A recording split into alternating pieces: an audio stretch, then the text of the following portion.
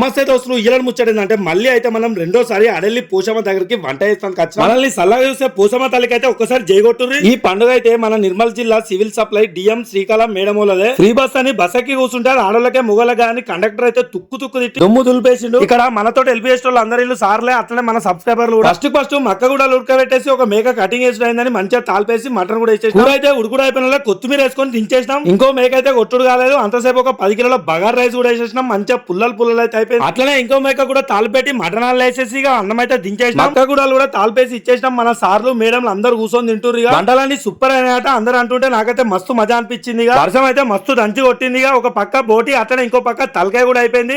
Last చుట్టాలంతా కలిసి భోజనం చేస్తే మస్తు మజా అనిపించింది నాకైతే. మీరు కూడా ఒక్కసారి అడలి పోషమ్మ దగ్గరకు వచ్చి మంచి అండుకొని తినూరి. చుట్టూ కొండలు చెట్లు. ఈ అన్న కూడా సివిల్ సప్లై లో క్వాలిటీ ఇన్స్పెక్టర్ అట. మన వీడియోలు నచ్చైతే నన్నైతే అడలి నుంచి నిర్మల్ దించడానికి వచ్చారు. ఈ ఫంక్షన్ చెప్పిన బీసీ మహేందర్ అన్నకు, తిరుపతి అన్నకైతే చాలా థ్యాంక్స్. ఒక్క